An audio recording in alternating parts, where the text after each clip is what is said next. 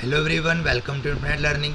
तो आज हम स्टार्ट कर रहे हैं जो हमारी बीपीएससी की सीरीज चल रही है, ये उसका 21st पार्ट होगा। अब तक हमने इसके 20 पार्ट अब पढ़ चुके हैं। तो आज जो 21वां पार्ट हमारा वीडियो का होगा, सब बहुत ही इंपॉर्टेंट क्वेश्चन आज हम करने वाले हैं।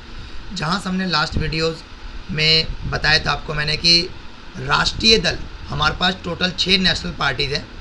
तो नेशनल पार्टी का दर्जा, नेशनल पार्टी की मान्यताएं कब से देना शुरू हुआ था, तो ये आपको याद रखना 1968 में एक ऑर्डर लाया गया था, जिसके अकॉर्डिंग इलेक्शन सिंबल मिलना या और रिजर्वेशन मिलना, अलॉटमेंट होना, इनका जो मान्यताएं मिलना स्टार्ट हुआ था राष्ट्रीय दल की, वो 1968 से स्टार्ट हुआ था। 1968 में राष्ट्रीय दल की मान्यताएं मिलनी शुरू हो गई थी। उस समय तो आपको पता ही होगा कि कांग्रेस ही राष्ट्रीय पार्टी हुआ करती थी। तो राष्ट्रीय पार्टी उस समय जो कांग्रेस थी, ठीक है, वो लेके आई थी ये कानून कि राष्ट्रीय दल की मान्यताएं मिलनी स्टार्ट कब से शुरू होती है, 1968 से। कब से शुरू होती है, 1968 से। आपको याद रखना है, बहुत ही इंपॉर्टेंट क्वेश्चन है। राष्ट्रीय दल की मान्यता कब से शुरू होती है, 1968 से। अब उसी में कुछ और भी याद रखना है, जैसे आपको बीपीएससी पेपर देना है तो बिहार से रिलेटेड है। तो जेडीयू की फाउंडेशन कब रखी गई थी, जिनके मुखिया नीतीश कुमार, जनता दल यूनाइटेड। तो जेडीयू बनी थी 2003 में। जेडीयू कब बनी थी, 2003 में। उसके बाद क्योंकि यूपी पास में ही है, तो समाजवादी पार्टी की फाउंडेशन कब रखी गई थी, 1992 में। ठीक है, 1992 में। कभी कभी ये ऑर्डर में आ जाता है पहले कौन सी पार्टी बनी, तो आपको याद रहेगा डेट, तो आप पता कर पाएंगे। समाजवादी पार्टी 1992 में। और ऑल इंडिया तृणमूल कांग्रेस, जिसको आप टीएमसी भी बोलते हैं, ममता बनर्जी वाली पार्टी, ये बनी थी 1998 में। 1998 में। अब सीपीआई कम्युनिस्ट पार्टी जो थी, कम्युनिस्ट पार्टी ऑफ इंडिया, ये बनी थी 1925 में। अब दो है, एक सीपीआई एम भी है, ये बनी थी 1964 में। सीपीआई एम, सीपीआई मार्क्सवाद। लेकिन जो सीपीआई, सिर्फ सीपीआई की बात कर रहा हूँ, ये बनी थी 1925 में। ठीक है, चलो कुछ और इंपॉर्टेंट क्वेश्चन के ऊपर चलते हैं। ठीक है, जैसे आप देख रहे होंगे ये कुछ पठार लिखा हुआ मैंने, इनको मैंने ना वेस्ट से ईस्ट की तरफ अरेंज कर रखा है, वेस्ट से ईस्ट की तरफ। तो आपको याद रखना है कि जब आपको वेस्ट से ईस्ट या ईस्ट से वेस्ट बोला जाए, तो मैं आपको वेस्ट से ईस्ट बता रहा हूँ, आप उल्टा कर लेना। वहाँ पे ईस्ट से वेस्ट पूछा तो पहले मालवा का पठार, फिर बुंदेलखंड का पठार, फिर बाघेलखंड का पठार, फिर छोटा नागपुर। पहले मालवा, फिर बुंदेलखंड, फिर बाघेलखंड, फिर छोटा नागपुर। और जो आपको तीनों ऊपर दिख रहा है ना, ये सेंट्रल हाईलैंड में आते हैं। ठीक है, बीच के हिस्से में सेंट्रल हाईलैंड में आते हैं। मालवा का पठार, बुंदेलखंड का पठार, बाघेलखंड का पठार। ठीक है ना। और अगर आपको वेस्ट से ईस्ट की तरफ पूछा जाए सारे पठारों के बारे में, तो पहले बाघेलखंड, फिर बुंदेलखंड, सॉरी पहले मालवा का पठार, फिर बुंदेलखंड, फिर बाघेलखंड, फिर छोटा नागपुर। पहले मालवा का पठार, फिर बुंदेलखंड, फिर बाघेलखंड, फिर छोटा नागपुर। ऊपर का तीनों किस में आते हैं, सेंट्रल हाईलैंड में। ठीक है, चलो आगे बढ़ते हैं। अब जो झारखंड घाटशिला है, ये किससे रिलेटेड है, तो आपको याद रखना है, जो झारखंड घाटशिला है, ये तांबा, यहाँ बहुत बड़ी मात्रा में तांबा मिलती है झारखंड घाटशिला में। ठीक है, तांबा। और अगला इंपॉर्टेंट क्वेश्चन हमारा है, कौन सा समाचार पत्र न्यू इंडिया से संबंधित। तो याद रखना है कॉमनवेल्थ, मैंने WEAL लिखा है, तो व्हील होगा, व्हील। ठीक है, H आएगा वहाँ पे। ठीक है, कॉमनवेल्थ। कौन सा समाचार पत्र न्यू इंडिया से संबंधित है, तो कॉमनवेल्थ। इसके संपादक कौन थे, एनी बेसेंट। इसके एडिटर कौन थे, एनी बेसेंट। ठीक है ना। और ये पहली वुमेन भी थी जो इंडियन नेशनल कांग्रेस की अध्यक्ष बनी थी, फर्स्ट वुमेन। ठीक है ना, इंडियन बात नहीं कर रहा हूँ, फर्स्ट वुमेन की बात कर रहा हूँ। ठीक है, ठीक है। तो कौन सा समाचार पत्र न्यू इंडिया से संबंधित है, कॉमनवेल्थ। और इसके संपादक कौन थे, एनी बेसेंट। और यंग इंडिया में के संपादक कौन थे, ये गांधी जी के समाचार पत्र, यंग इंडिया। यंग इंडिया के संबंधित है गांधी जी से। और इंडिया स्ट्रगल फॉर इंडिपेंडेंस, ये किसने लिखी है, तो बिपिन चंद्र पाल ने। इंडिया स्ट्रगल फॉर इंडिपेंडेंस किसने लिखी है? बिपिन चंद्र पाल ने। उसके बाद मौलाना अब्दुल कलाम के भी दो, मौलाना अबुल कलाम है, अब्दुल कलाम तो बोलते हैं, मौलाना अबुल कलाम की दो समाचार पत्र था, एक अल हिलाल और एक अल बलाग।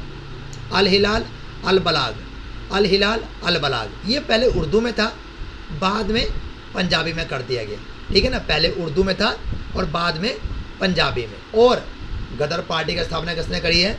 तो लाला हरदयाल ने। किसने करी है? लाला हरदयाल ने। गदर पार्टी की स्थापना किसने करी है? लाला हरदयाल। ठीक है, चलिए अगले क्वेश्चन में पढ़ते हैं हम लोग। बहुत ही इंपॉर्टेंट क्वेश्चन आपको बता रहा हूँ ये आपको। ब्रह्म विद्या समाज, जिसको आप थियोसॉफिकल सोसाइटी भी बोलते हैं, थियोसॉफिकल सोसाइटी की पहले याद रखना फाउंडेशन कब रखी गई थी और किसने रखी थी? तो थियोसॉफिकल सोसाइटी की फाउंडेशन 1875 में रखी गई, ठीक है। और madam HP Blavatsky and colonial HS Olcott, तो दोनों नाम आप थोड़ा ढंग से एक दो बार प्रोनाउंशिएट करेंगे तो आप इसे बोल पाएंगे। ब्लावत्स्काय एंड HS ओलकोट, इन दोनों ने थियोसॉफिकल सोसाइटी की फाउंडेशन रखी। किसकी रखी? थियोसॉफिकल सोसाइटी की फाउंडेशन रखी। और ये इन्फ्लुएंस किससे था? ये इन्फ्लुएंस था इंडिया डॉक्ट्रिन ऑफ कर्म, इंडिया डॉक्ट्रिन ऑफ कर्म, ठीक है ना। हम लोग तो कर्म पे बिलीव करते हैं, इंडिया डॉक्ट्रिन ऑफ कर्म। तो थियोसॉफिकल सोसाइटी की फाउंडेशन पे डेट ज़्यादा आता है इसमें, कि थियोसॉफिकल सोसाइटी का ना डेट ज़्यादा आता है। तो 1875 में रखी गई थी। नाम आपको याद रखना है, ब्लावत्स्काय और ओलकोट, इन दोनों का नाम याद रखना है आपको। और ये किससे इन्फ्लुएंस थे? इंडियन डॉक्ट्रिन कर्म, ठीक है। कहाँ रखी गई थी? तो USA में। कहाँ रखी गई थी? USA में। और 1882 में स्वामी दयानंद के निमंत्रण पर भारत आए और उन्होंने अपना मुख्यालय कहाँ बनाया? मद्रास में, अडियार मद्रास में। कहाँ बनाया? मद्रास में। और ना एनी बेसेंट भी इसकी मेंबर रह चुकी है, थियोसॉफिकल सोसाइटी की मेंबर। वैसे पहले तो USA में था, बाद में मद्रास में ही बनाया। और इसकी मेंबर कौन रह चुकी है? एनी बेसेंट भी इसकी मेंबर थी, ठीक है ना। आपको याद रखना है, थियोसॉफिकल सोसाइटी की फाउंडेशन 1875 में रखा गया था। किस चीज़ से इन्फ्लुएंस था ये? Indian doctrine Karma. कहाँ पे इसका हेडक्वार्टर था? USA में। बाद में कहाँ पे? जब दयानंद सरस्वती जी भारत आए 1882 में, तो इन्होंने यहाँ पे मद्रास में भी इसका फाउंडेशन रखा था। अब एक बहुत ही इंपॉर्टेंट क्वेश्चन है, इंडिया डिवाइडेड, ये किसने लिखी है? राजेंद्र प्रसाद ने। किसने लिखी है? हमारे देश के प्रथम राष्ट्रपति, ठीक है ना, राजेंद्र प्रसाद ने। कहाँ के थे ये? बिहार के थे। इंडिया डिवाइडेड, ठीक है ना। पाकिस्तान और the partition of India, Pakistan और द पार्टीशन ऑफ इंडिया। अभी आपको पता ही है वॉर की स्थिति चल रही है, तो ऐसे क्वेश्चन ज़्यादा पूछे जाएंगे आपसे, जैसे इंडिया डिवाइडेड राजेंद्र प्रसाद, क्योंकि इसी से रिलेटेड हो सकता है। पाकिस्तान और partition of India doctor Bhimrao Ambedkar ने लिखी थी, ठीक है ना। ये कुछ इंपॉर्टेंट क्वेश्चन आपको याद रखना ही रखना है, ठीक है। अब चलिए अगला, imperial forest research institute eight Dehradun. Imperial forest research institute, पहले तो आपको ये याद रखना है, इंपीरियल फॉरेस्ट रिसर्च इंस्टीट्यूट है कहाँ पे? देहरादून में। ये एक साइंटिफिक फॉरेस्ट्री है, साइंटिफिक फॉरेस्ट्री, यहाँ पे साइंटिफिक रिसर्च करी जाती है, ठीक है। उसके बाद ये इसकी फाउंडेशन रखी कब गई? 1906 में। कब रखी गई? 1906 में। उसके बाद आपको एक और क्वेश्चन याद रखना है, इंडियन फॉरेस्ट सर्विस ये कब स्टार्ट हुआ था? 1864 में। इंडियन फॉरेस्ट सर्विस 1864 में। तो इंडियन फॉरेस्ट एक्ट भी बना होगा 1865 में। इंडियन फॉरेस्ट एक्ट को बना 1865 में। और याद रखना, जैसे कभी कभी अभी इलेक्शन चल रहा है ना, तो आपसे ये पूछ लेंगे मॉडल कोड ऑफ कंडक्ट क्या होता है? तो मॉडल कोड ऑफ कंडक्ट क्या होता है? जब इलेक्शन कमीशन जिस दिन घोषणा करते हैं ना कि भाई इस दिन से चुनाव है, जैसे बिहार में भी चुनाव होने वाला है, तो उस दिन से मॉडल कोड ऑफ कंडक्ट लागू हो जाता है। उस दिन के बाद वहाँ के जो मुख्यमंत्री होते हैं या कोई भी मंत्री होते हैं, वो नई चीज़ों की घोषणा नहीं कर सकते, ठीक है ना। इलेक्शन की डेट जिस दिन घोषणा होती है, उस दिन से मॉडल कोड ऑफ कंडक्ट लागू हो जाते हैं। ठीक है, चलो अगले क्वेश्चन में बढ़ते हैं हम लोग। अब जो नेशनल प्लानिंग कमेटी थी जिसके अध्यक्ष जवाहरलाल नेहरू थी, इसकी फाउंडेशन कब रखा गया था ना, ये मैं आपको बहुत बार बता चुका हूँ और देखना ये क्वेश्चन आपको जरूर मिलेगा। नेशनल प्लानिंग कमेटी 1938 में इसकी अध्यक्षता किसने रखी थी? जवाहरलाल नेहरू ने। और भारत का सबसे शुष्क स्थान कौन सा है? जो सबसे ड्राई है वो है जैसलमेर, राजस्थान में। ठीक है, जैसलमेर। ठीक है, भारत का सबसे शुष्क स्थान जैसलमेर। ठीक है, कुछ गलती हो तो भाई देख लेना इसमें, वैसे जैसलमेर ही है। ठीक है, India have common border share, देखना ये याद रखना, इंडिया वैसे 7 कंट्री के साथ बॉर्डर शेयर करती है। ठीक है ना, India have common border with Pakistan and Bangladesh. ठीक है ना, कितनी, अब ये बोल रहा है कि ऐसी जगह बताओ जहाँ पे इंडिया पाकिस्तान और बांग्लादेश दोनों के साथ बॉर्डर शेयर करता हो, तो ऐसा कोई जगह नहीं। 0 कितने टाइम्स? 0 टाइम्स। जहाँ पे पाकिस्तान, बांग्लादेश, इंडिया तीनों का बॉर्डर ऐसा होता हो, तो ऐसा कोई भी जगह नहीं है। याद रखना आपको, कोई भी जगह नहीं है। अब कुछ और इम्पोर्टेंट क्वेश्चन। डेजर्ट बहुत आपने पढ़े होंगे। ठीक है ना, ग्रेट विक्टोरिया डेजर्ट ये कहाँ पे? Great Victoria Desert. तो विक्टोरिया नाम से पता लग रहा है ये बाहरी कंट्री में होगा, मतलब ऑस्ट्रेलिया में। ठीक है, और ग्रेट विक्टोरिया लेक ये कहाँ है? अफ्रीका में। और ग्रेट विक्टोरिया फॉल ये कहाँ है? जाम्बिया रिवर पे है।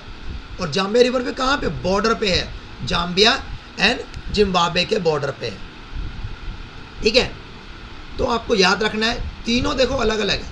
अगर आपसे ग्रेट विक्टोरिया डेजर्ट पूछे तो ऑस्ट्रेलिया में, लेक पूछे तो अफ्रीका में, और फॉल पूछे, झरना पूछे तो जाम्बिया रिवर पे है।